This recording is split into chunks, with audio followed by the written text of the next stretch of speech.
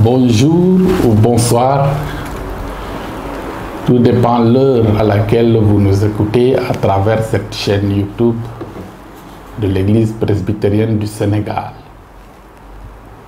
C'est pour moi encore une très grande joie, donc à travers cette chaîne, de partager avec vous la parole de Dieu, qui est une nourriture spirituelle.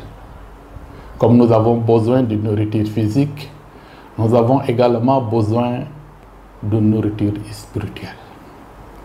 Et c'est pourquoi Jésus même a dit, l'homme ne vivra pas de pain seulement. Aujourd'hui, nous allons lire dans le livre de la Genèse, le chapitre 19, le verset 30 à 38. Genèse, chapitre 19, verset 30 à 38. Je lis la parole de Dieu. Lot quitta Soar pour la hauteur et se fixa sur la montagne avec ses deux filles, car il craignait de rester à Soar. Il habita dans une caverne, lui et ses deux filles. L'aîné dit à la plus jeune, « Notre père est vieux. Il n'y a point d'homme dans la contrée pour venir vers nous selon l'usage de tous les pays. Viens, faisons boire du vin à notre père et couchons avec lui, afin que nous conservions la race de notre père. » Elles firent donc boire du vin à leur père cette nuit-là, et l'aîné alla coucher avec son père. Il ne s'aperçut ni quand elle se coucha, ni quand elle se leva. Le lendemain, l'aîné dit à la plus jeune, « Voici, j'ai couché la nuit dernière avec mon père. Faisons-lui boire du vin encore cette nuit-là. » Et va coucher avec lui, afin que nous conservions la race de notre père. Elles firent boire du vin à leur père encore cette nuit-là, et la cadette alla coucher avec lui. Il ne s'aperçut ni quand elle se leva, ni quand elle se coucha, ni quand elle se leva. Les deux filles de Lot devinrent enceintes de leur père. L'aînée enfanta un fils, qu'elle appela du nom de Moab. C'est le père des Moabites jusqu'à ce jour. La plus jeune enfanta aussi un fils, et qu'elle appela le nom de Ben-Ami. C'est le père des Ammonites jusqu'à ce jour. Donc mes frères et sœurs en Christ, à vous tous qui nous écoutez, le thème de notre message, donc aujourd'hui, je l'ai intitulé « Le péché, une cause dramatique ». Le péché, une cause vraiment dramatique. Et donc nous se basant alors sur ce texte dont nous venons de lire, nous allons voir nous allons parler de la vie de Lot après le désastre de Sodome et de Gomorrhe. 2, nous allons parler des relations illicites, c'est-à-dire qui sont passées dans la famille de Lot. Et nous allons aussi également parler des Moabites et des Ammonites avant de conclure. Donc avant d'entrer dans le vif du sujet, j'aimerais parler un peu du salut de Lot. C'est-à-dire comment il a pu trouver le salut dans une ville si corrompue. Comment Lot a pu trouver donc et la grâce de Dieu. Le salut de Lot. Si nous lisons dans toujours le chapitre 19, le verset 29, ce verset nous dit: lorsque Dieu détruisit les villes de la plaine, il se souvint d'Abraham et fit échapper Lot du désastre. Ça, c'est Genèse, le chapitre 19, au verset 29. Je relis le verset. Il est dit: lorsque je détruisis les villes de la plaine, c'est-à-dire les deux villes, Sodome et Gomorrhe, il se souvint d'Abraham et il fit échapper Lot du milieu du désastre par lequel il bouleversa les villes où Lot avait établi sa demeure. Je se souvins d'Abraham et fut échappé Lot de la catastrophe, du désastre. Qu'est-ce que signifie cela? Qu'est-ce que signifie cela? Cela donc signifie que Dieu se souvint de l'alliance faite à Abraham. Dieu avait fait, n'est-ce pas, une alliance avec Abraham. Et cette alliance était une alliance de protection, une alliance de prise de soin. Et cette alliance incluait toute la famille d'Abraham. Cette alliance de protection, cette alliance de prise de soin incluait toute la famille d'Abraham. Et n'oubliez pas que Lot a vécu avec Abraham. Il était de la famille d'Abraham. Il a vécu avec Abraham, neveu d'Abraham. Et donc bénéficié des bienfaits qui découlent de l'alliance de Dieu faite à Abraham. Il bénéficiait de toutes les bénédictions de l'alliance.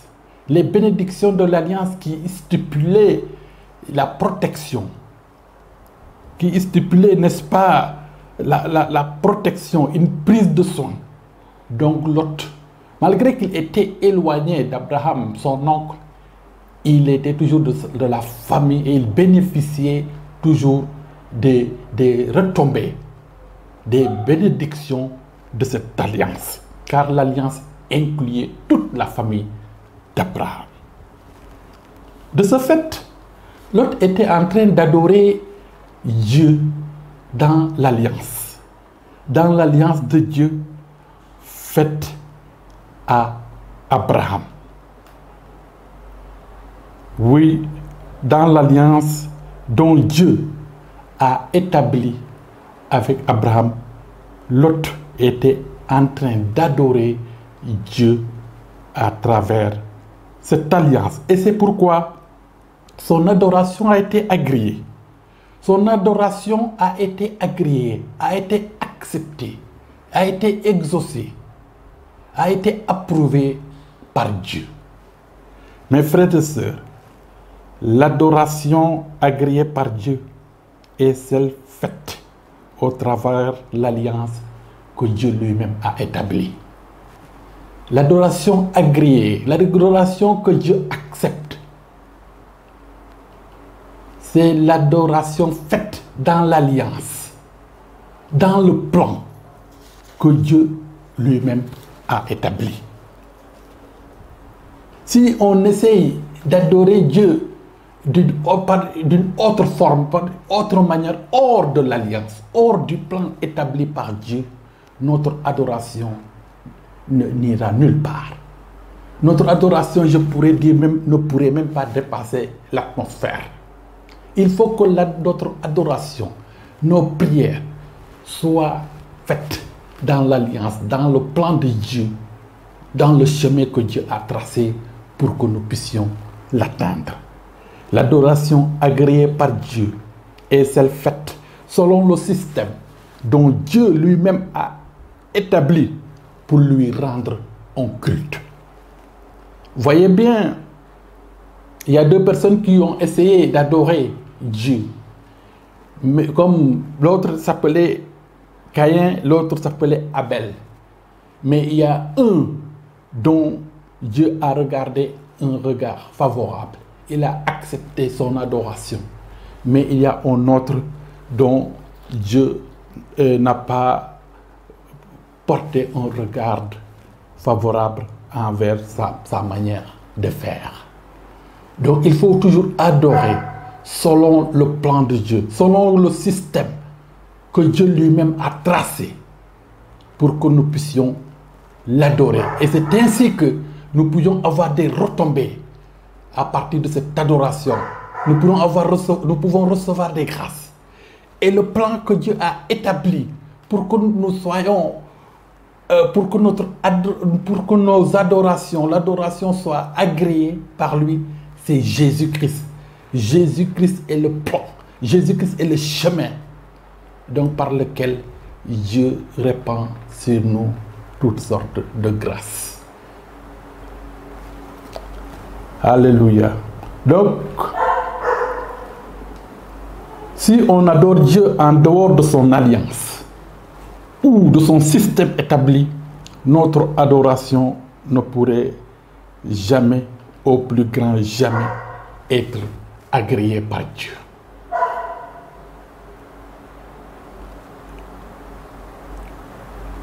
Alors mes frères et sœurs, dans le contexte où nous sommes, le contexte de la nouvelle alliance, Dieu a conclu avec le monde des élus une alliance de salut par grâce qui a été ratifiée par le sang de Jésus versé sur la croix.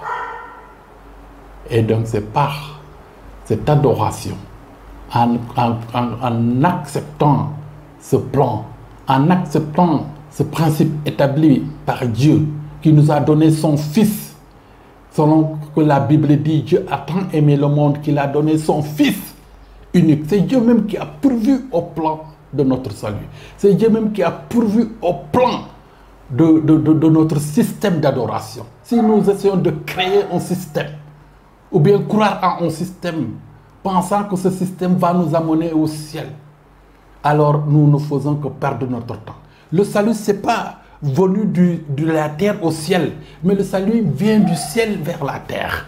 Le salut, c'est Dieu même qui a pourvu un plan pour nous sauver. Ce n'est pas nous qui avons pourvu à un plan pour atteindre Dieu, mais c'est Dieu même qui a pourvu à un plan pour venir vers nous.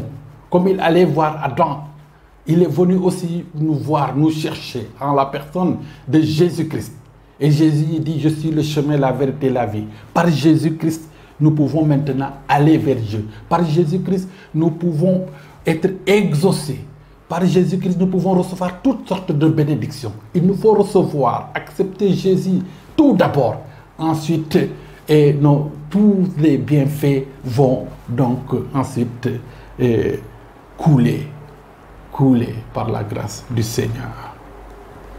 Quand on adore Dieu dans cette alliance nouvelle, notre adoration est agréée et nous serons sauvés du désastre à venir. Parce que le monde actuel aussi finira par un désastre. La Bible en parle, comme Sodome et Gomorrhe est fini au travers d'un désastre. Il y a un désastre qui arrive. Mais pour être sauvé, il nous faut adorer Dieu dans l'alliance. Dans l'alliance qu'il lui-même a établie à travers la personne de Jésus-Christ. Et cette alliance qui a été ratifiée à la croix. Et donc, tout ce qu'on peut faire hors de l'alliance ne peut être agréé par Dieu. Mes frères et sœurs, nous allons maintenant parler de la vie de Lot. De la vie de Lot après qu'il est sauvé. Après qu'il est sauvé, qu'il a adoré Dieu dans l'alliance. Et il est sauvé. Il est sauvé Mais nous allons maintenant parler de ses conditions de vie. Donc après qu'il est sauvé du désastre de la ville de Sodome et de Gomorrhe. Les conditions de vie de Lot, après que lui et ses 2 filles sont sauvés du désastre de Sodome et Gomorrhe. Et nous voyons dans Genèse 19, verset 30. Il est dit ici, Lot quitta Soar pour la hauteur et se fixa sur la montagne avec ses 2 filles, car il craignait de rester à Soar. Il habita dans une caverne, lui et ses 2 filles. Oh, vraiment, c'est dommage, mais gloire à Dieu, je dirais parce qu'il est sauvé. Il est habité dans une caverne, Lot. Lui, avec ses 2 filles. Oui, sa situation sociale était difficile, mais gloire à Dieu parce qu'il est sauvé du désastre, il est sauvé du feu de Sodome et de Gomorrhe. Lot a perdu sa demeure, il a perdu ses biens, il a perdu sa femme, ses gendres, et il vient habiter dans une cavité naturelle de roche, ou dans une caverne, dans un trou, grand trou, lui avec ses 2 filles.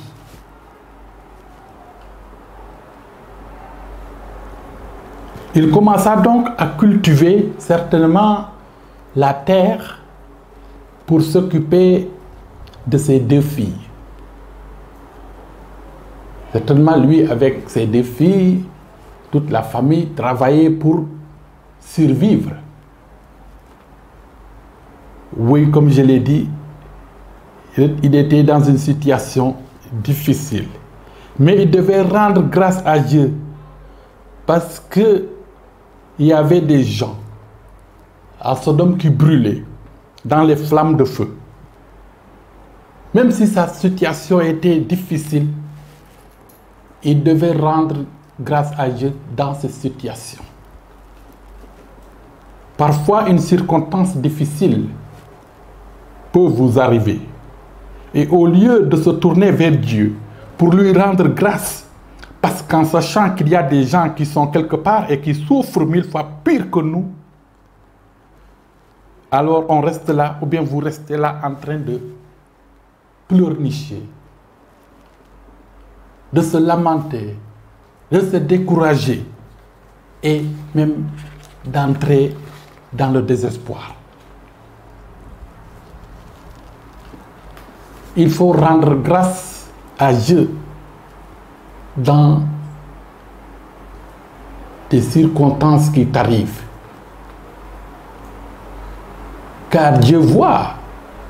Avant que les circonstances t'arrivent, je vois. Quand les circonstances t'arrivaient, je voyais. Et si Dieu permet que certaines choses t'arrivent, mon frère, ma soeur, rends grâce à Dieu. Il sait pourquoi. Et tu dois savoir, au lieu de se lamenter sur ça, de pleurnicher, tu dois savoir qu'il y a des gens, une personne quelque part, qui est en train de souffrir 1000 fois plus que toi. Mes frères, dans cette situation désespérée,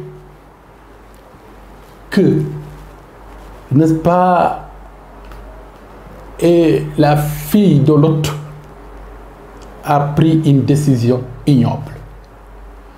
Malheureusement, la famille de Lot, c'est-à-dire ses 2 filles, elles se sont laissées emporter par certainement le découragement, le pleurnichement, les lamentations certainement de tout ce qu'ils ont perdu. Et elles ont laissé le désespoir les envahir, les envelopper complètement. Et dans ce désespoir, alors, une personne, je vous dis, mes frères et sœurs, peut prendre une décision catastrophique pour sa vie. Dans le désespoir, on peut prendre une décision catastrophique. Parfois, on entend parler de suicide. Parfois, on entend parler des choses vraiment catastrophiques que des personnes font. Mais parce que dans le désespoir, si vous laissez le désespoir, le découragement, toutes ces choses vous envahir, ces choses vont vous conduire à une situation vraiment regrettable. Et c'est ça qui est arrivé à l'aînée, à la fille aînée de Lot. Étant dans le désespoir, elle a pris une décision ignoble. L'aîné a dit au verset 31, l'aîné dit à la plus jeune, notre père est vieux, il n'y a point d'homme dans la contrée pour venir vers nous, selon l'usage de tous les pays.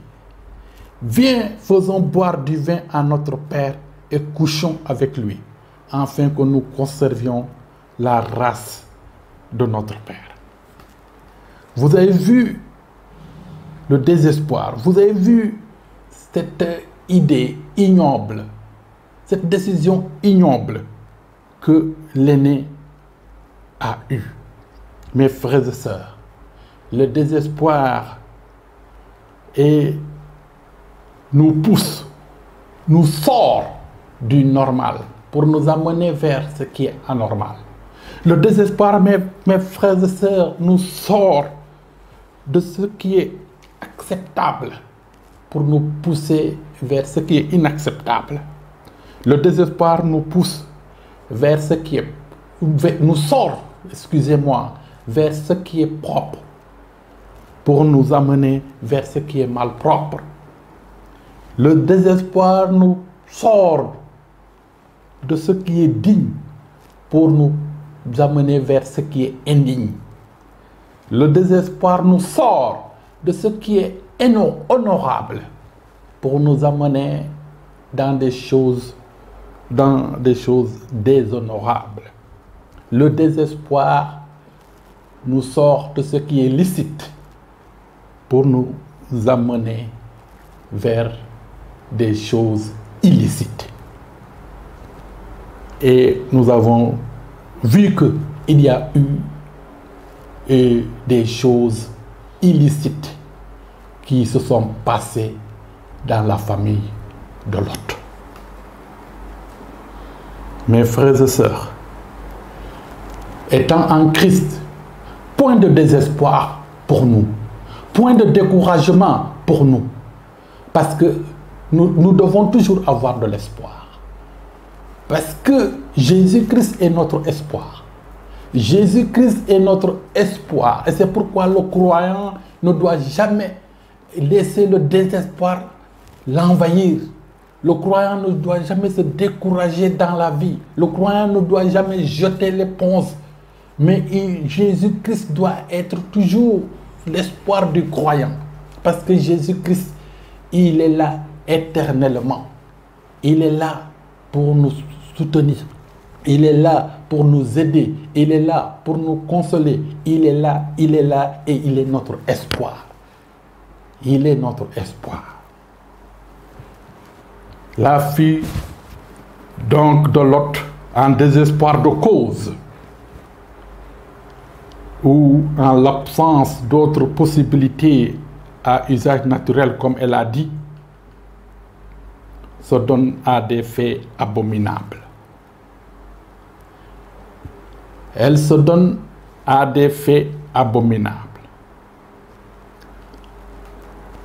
Elle dit donc au verset 33, elles firent donc boire du vin à leur père, et cette nuit-là, et l'aînée alla coucher avec son père.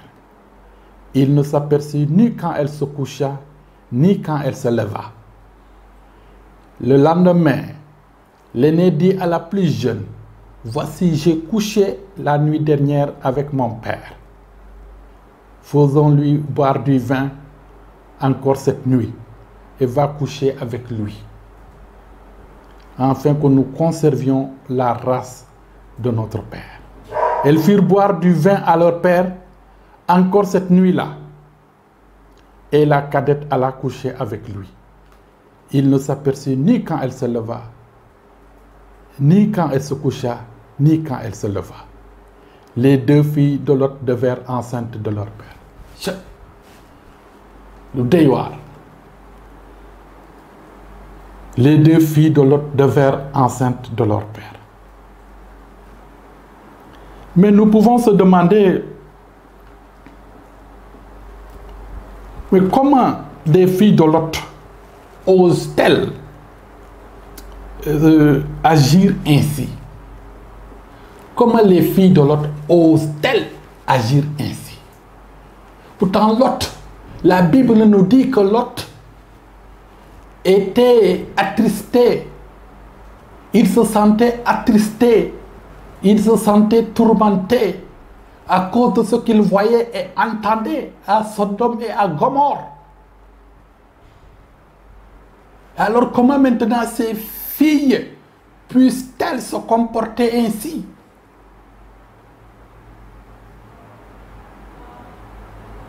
Mais voyez bien, est-ce que les filles de Lot étaient proches de leur père?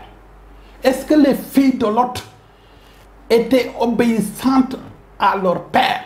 Est-ce qu'on peut dire que les filles de Lot étaient des filles à papa? Ou bien est-ce qu'elles étaient des filles à maman? Moi, je ne pense pas qu'on pouvait les appeler des filles à papa, parce que Lot était attristé des choses criminelles que l'on faisait à Sodome et à Gomorrhe. Lot se sentait gêné, tourmenté par toutes les mauvaises choses qu'on faisait à Sodome et à Gomorrhe. Je ne pense pas que ces filles-là étaient des filles influencées, qui prenaient l'exemple au niveau de leur père. Je pense que ces filles, au contraire, étaient proches de leur maman. Pourquoi je dis cela? Parce qu'en voyant même que leur maman n'était pas sauvée. La Bible nous dit que quand la famille de Lot fuyait, les anges leur avaient dit de ne pas regarder en arrière. Et la Bible nous dit que la femme de Lot regarda en arrière et elle fut changée en bloc de sel. Pourquoi la femme de Lot regarda en arrière?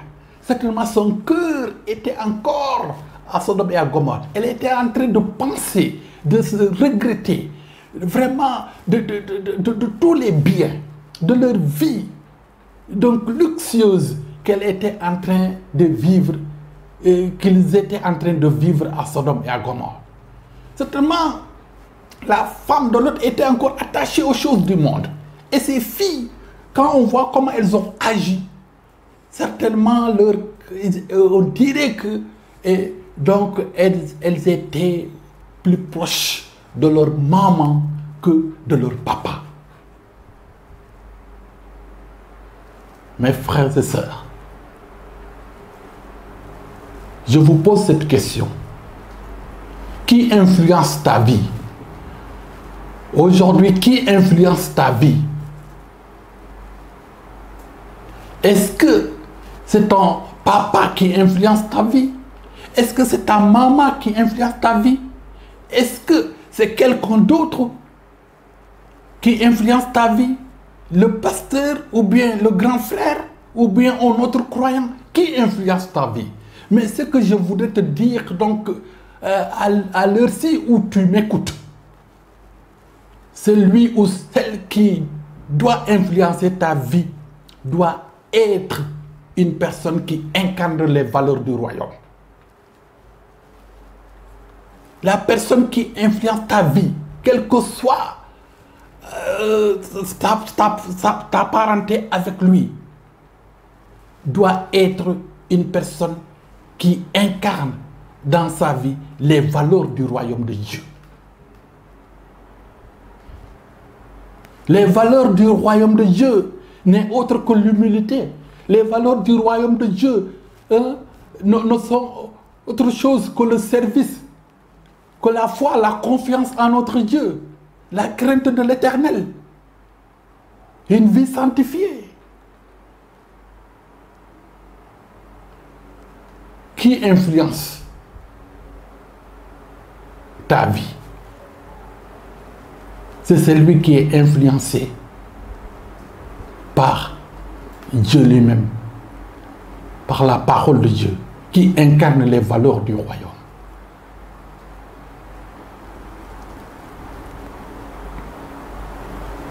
Mes frères et sœurs, ces filles de Lot se sont comportées d'une manière si infâme, si regrettable. Mais comment ils l'ont fait? Comment les filles de Lot ont-ils arrivé à faire cela? Il est dit ici, viens au verset 32, toujours le chapitre 19, viens, faisons boire du vin à notre Père et couchons avec lui. Le vin. Hey, le vin. Monsieur le vin. Viens, faisons boire du vin à notre Père et couchons avec lui. Elles l'ont fait à travers le vin. Est-ce que cela veut dire que le vin est mauvais? Non, non. Le vin n'est pas mauvais. Le vin vient d'une plante. Et cette plante, c'est Dieu qui l'a créée. Et tout ce que Dieu a créé est très bon. Donc le vin, ce jus de raisin, c'est très bon. C'est très bon. Mais c'est la manière de l'utiliser. C'est de la manière qu'on l'utilise qui peut être mauvaise. Si on en abuse, si on prend trop, alors c'est en ce moment que ça sera mauvais pour nous. Même le couscous, si on en mange trop, on aura le problème. Le lait, si on en mange trop, tout ce qui est trop, c'est pas bon. On dit trop est négatif. Tout ce qui est trop, c'est pas bon. Imaginez quelque chose qui est très bon pour le corps, très bon, et tu en prends trop. Mais tu auras des problèmes. Le vin aussi, c'est comme ça. Si tu en bois trop, alors tu finiras par avoir des problèmes. Quiconque en fait accès n'est pas sage, a dit la Bible. Et c'est pourquoi le vin, comme on dit en termes sérères, en termes wolof, je veux dire, si tu as affaire avec le vin, den koy ciokas. Le vin den koy ciokas rek. Den koy ciokas nga bay. Ou bien nga ciokas ko encore une deuxième fois nga bay. Mais boko bougué ciokas plusieurs fois, mo daan la. To boko songé ak doole également mu daan la. Daf lay yëkëti ba ci kaw di la tej ci suuf. Donc le vin bu ko ciokas lu bari, sinon daf lay daan, mais bu ko song ak doole aussi, sinon daf lay daan. Mais le vin dañ koy ciokas une fois, deux fois nga bay ko pour ne pas que mu daan la. Il ne faut pas en faire accès. Quiconque en fait accès n'est pas sage. Il faut l'utiliser modérément. Si tu l'utilises modérément, il n'y a aucun problème. Mais si tu en abuses, on va t'utiliser pour faire quelque chose, ou bien toi-même, n'est-ce pas, tu arrives à faire des choses regrettables, ou bien on t'utilise pour faire des choses regrettables. Et c'est ainsi qu'on a utilisé Lot pour faire des choses vraiment ignobles, dramatiques. à travers le vin.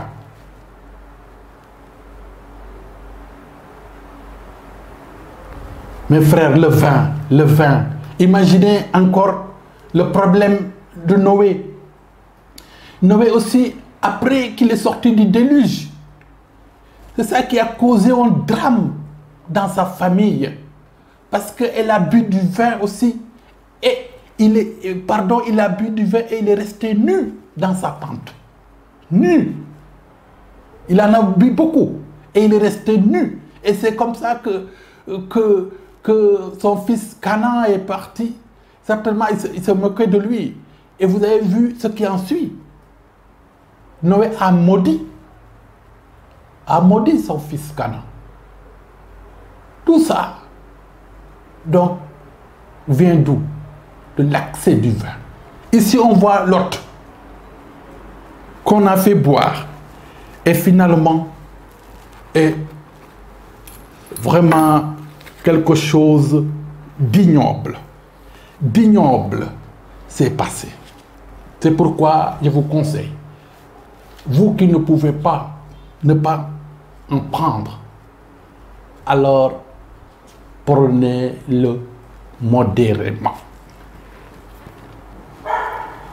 Et par la suite, l'aîné, verset 37, l'aîné enfanta un fils et qu'elle l'appela du nom de Moab. Et le père, c'est le père des Moabites jusqu'à ce jour, les Moabites. Donc, ils viennent, n'est-ce pas, de l'union. Ils sont issus d'une union incestueuse, l'inceste, une union illicite, les Moabites. C'est un peuple nomade. Il est devenu un peuple nomade qui vivait à l'est de la mer Morte. C'est Moabites. Et ils avaient un dieu qui s'appelait Chemosh. Un dieu qui s'appelait Chemos. Au moment où le vrai Dieu s'appelle El Shaddai, le Tout-Puissant, eux, leur Dieu, ils avaient un autre Dieu qui s'appelait Chemos. Ils faisaient à leur Dieu des sacrifices humains, les Moabites. Et en cas de défaite, dans une guerre, soi-disant qu'il faut calmer la colère de leur Dieu, c'est parce que leur Dieu est en colère qu'ils ont perdu la guerre, alors ils y faisaient des sacrifices humains, les Moabites. Le roi Balak, roi de Moab, avait appelé même un faux prophète nommé Balaam pour maudire le peuple d'Israël. Ça, c'est les Moabites. C'était un peuple vraiment très hostile à Israël. Mes frères et sœurs, cette union qui s'est passée, cette union illicite, je n'avais pas voulu que cette union se réalise. Mais les filles de Lot, elles ne se sont plus fiées à la volonté de Dieu. Mais elles se sont données donc à leur propre volonté. Et vous voyez ce que cela a engendré. Un peuple qui est contre le peuple de Dieu.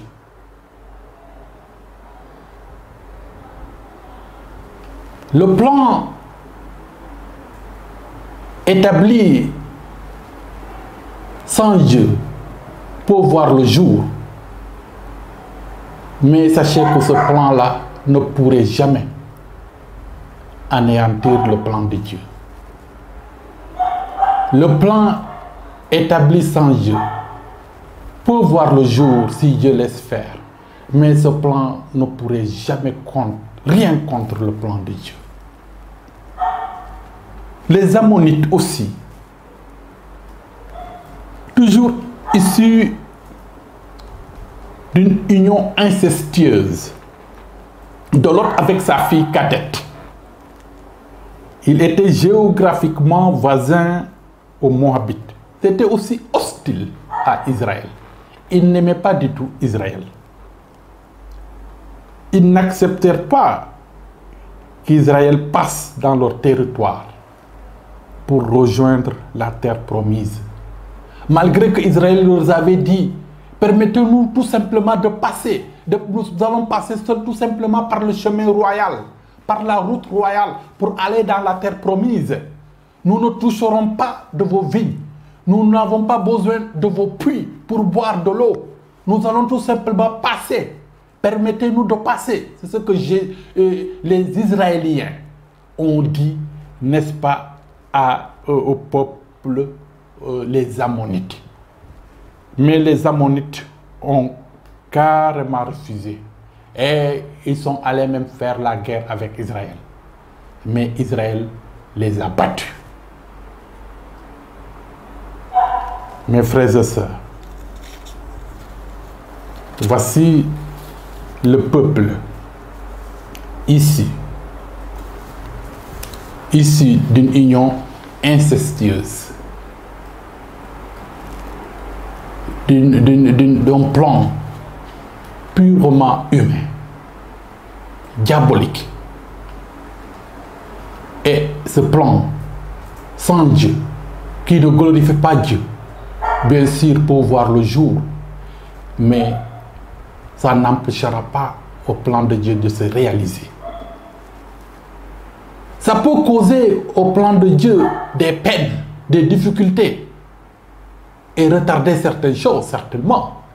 Mais ça ne pourra jamais empêcher l'aboutissement du plan de Dieu. Car les Israélites sont arrivés en Canaan. Un jour, ils sont arrivés dans la terre promise. Les Moabites ne pouvaient pas les empêcher.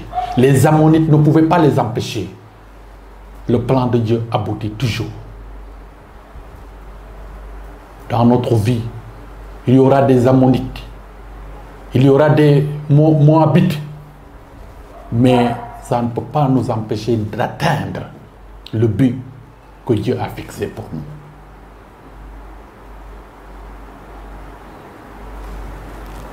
Ces deux peuples ont été des ennemis jurés du peuple de Dieu, Israël.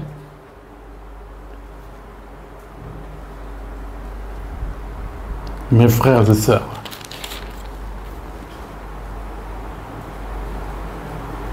comme je l'ai dit tout de suite, cela nous enseigne que le plan établi sans Dieu est contre Dieu. Le plan établi sans Dieu est contre Dieu. Les filles de Lot ont voulu créer une descendance, mais Dieu ne le voulait pas encore. Sinon, il allait permettre que les filles de Lot aient des maris. Alors, sans se soucier de la volonté de Dieu, elles se sont livrées à des actes illicites pour créer une descendance. Le plan établi sans Dieu pour voir le jour, bien sûr, si Dieu laisse faire.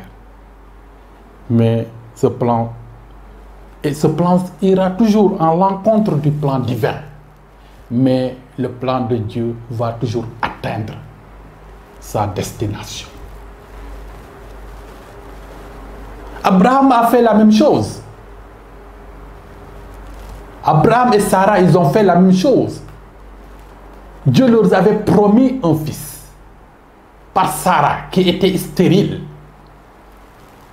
Et donc, eux, ce couple était empressé. Et donc finalement, Sarah, la femme d'Abraham, a accepté de donner son esclave, Agar, à Abraham, son mari. Et Abraham a eu un fils qui s'appelle Ismaël, avec, n'est-ce pas, l'esclave de Sarah. Mais ce n'était pas le plan de Dieu. Et vous voyez, donc, comment maintenant ce peuple issu d'Ismaël, comment il se comporte devant le peuple issu d'Isaac, le fils de la promesse. C'est son peuple qui est hostile à ce peuple issu d'Isaac. Comme je l'ai dit tout de suite, le plan établi selon la volonté humaine, le plan établi sans Dieu, se lèvera toujours contre le plan de Dieu, mais ne pourrait jamais empêcher le plan de Dieu de s'accomplir. Car Dieu a la puissance d'accomplir toujours ses plans dans le monde, ses plans dans ma vie, ses plans dans ta vie.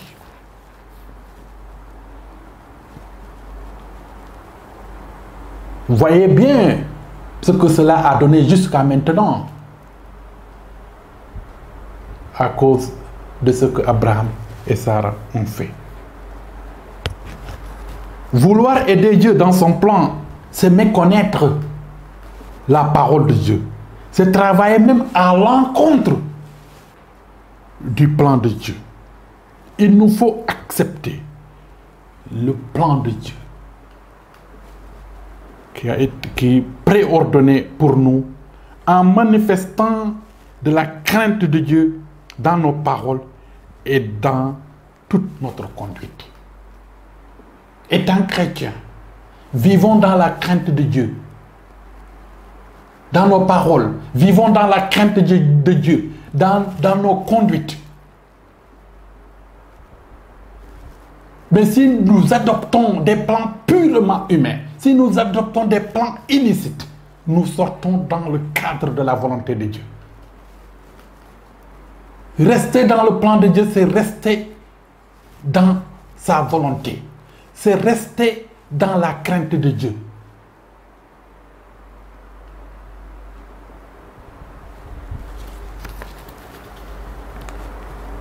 Mes frères et sœurs, pour conclure donc ce soir,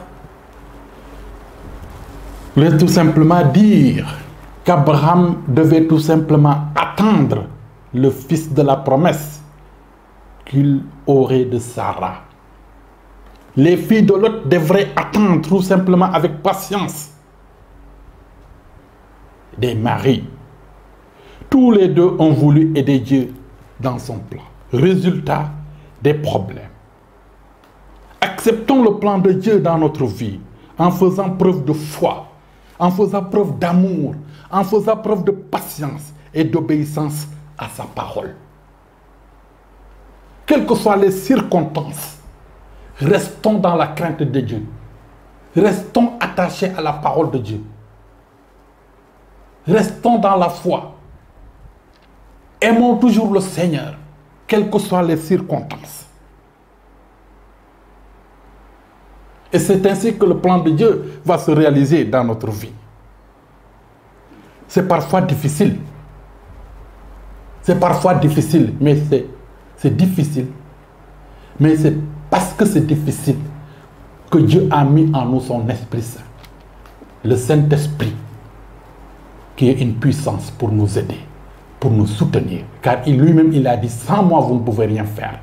Donc, c'est parce que c'est difficile que Dieu a mis en nous son Esprit Saint pour nous aider. Que le Seigneur vous bénisse. Amen.